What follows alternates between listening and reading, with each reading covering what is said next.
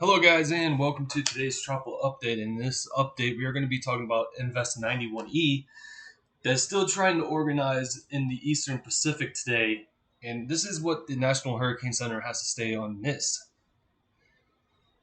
This is showers and thunderstorm activity that is showing signs of organization near a surface trough located a few hundred miles south-southeast of the GOT. Environmental conditions appear conducive for additional development, and a tropical depression is likely to form by this weekend while the system moves west northwestward or northwestward at 5 to 10 miles per hour. Regardless of development, locally heavy rains will be possible along coastal sections of Guatemala and southern Mexico during the next few days. And interest in these areas should monitor the progress of this system. So 48-hour chances are 70%, and 5-day chances about 90%. So this has a really high chance of development over the next 2 to 5 days. All right, here's the particulars for Invest 91E. This is located at 12.4 north, 93.8 west. Max sustained winds are at 25 knots or 30 miles per hour, and minimal central pressure is down to 1,009 millibars. So, this is trying to get its act together right now. And we could see by some of these spaghetti plots that they do take it and go right into Mexico with it.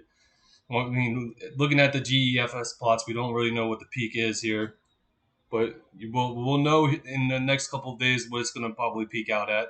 Right now, it has an inland somewhere in the next 6 days at 995 millibars. All right, so here's the GEPS. This is the Canadian model, and it doesn't really do much with it. It keeps it weak. And normally the GEPS is very conservative with these kind of things, so there isn't really much to see here. Here are the model plots here, and a lot of these model plots take it into Mexico and just kind of bury it in there. There is one or two models here that try to take a piece of energy into the Bay of Campeche, but most of them just keep it buried here.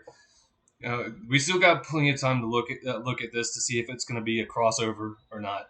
So now we're going to take a look at the infrared satellite here. And as you can see, the convection is starting to wane, and that's the product of the Demon cycle.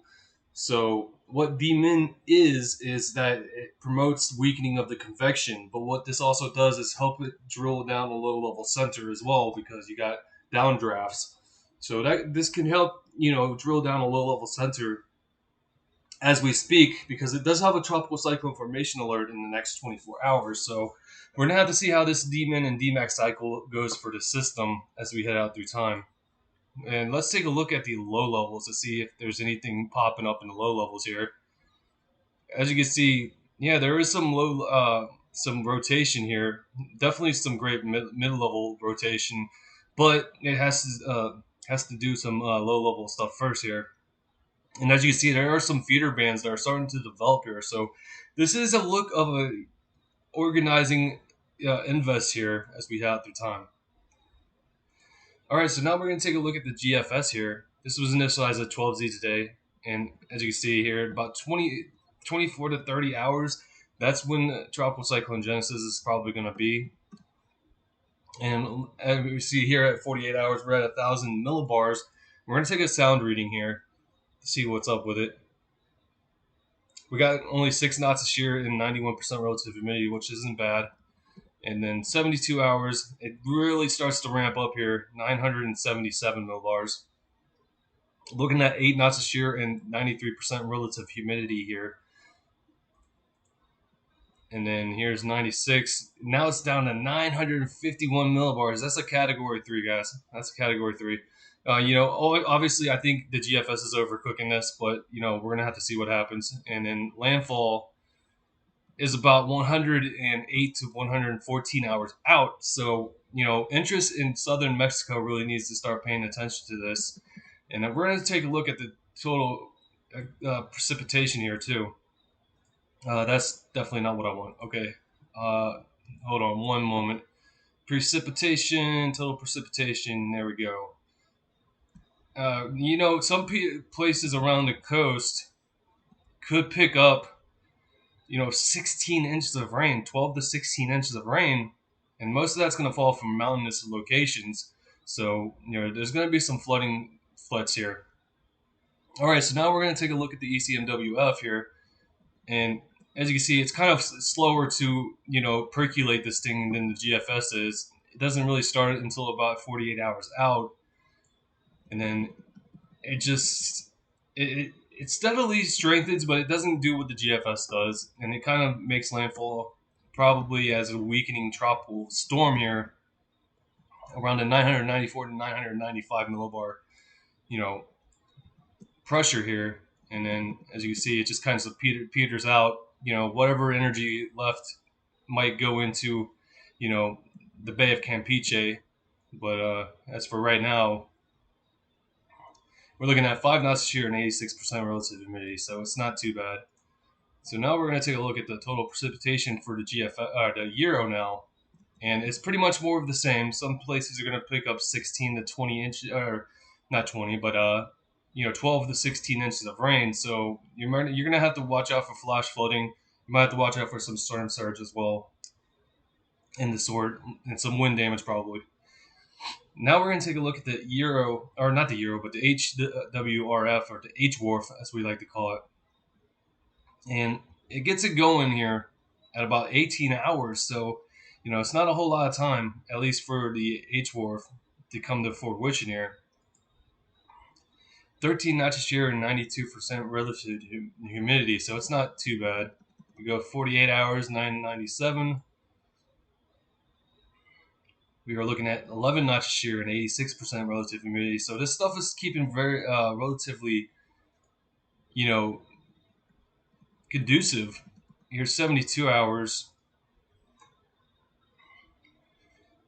We are looking at 15 knots this year and 91% relative humidity. The wind shear is starting to become so-so, but the relative humidity is still really good with this. And here's 96 hours, and now we're looking at a 954 millibar system here.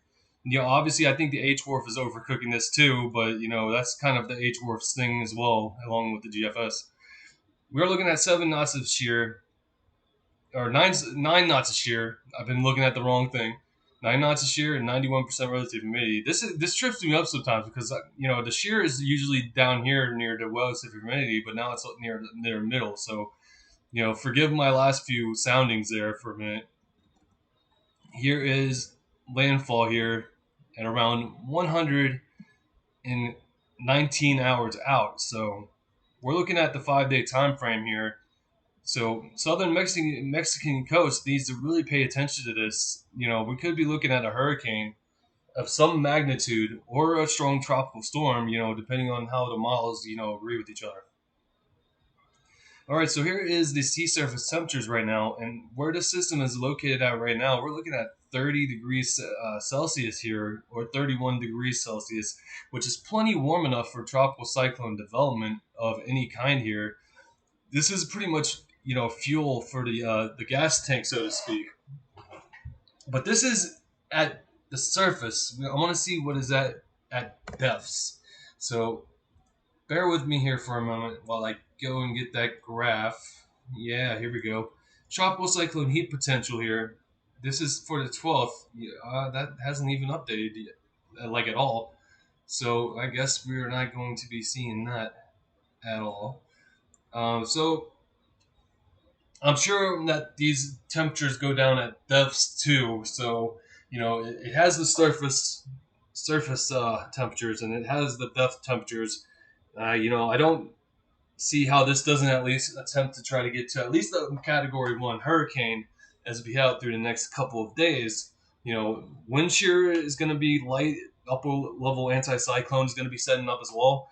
So, and it should have a good moisture bubble too. So, everything could be setting up for, at least a hurricane, a strong tropical storm or a Category 1 hurricane. And, I'm not going to go any higher than Category 1 at the moment, but that's just me. Anyways, I want to thank you guys for watching this update video. This is going to be on both YouTube and TikTok, so, double, watching here. So with that being said, I hope you guys have a great day. Stay updated. I'll be back again tomorrow.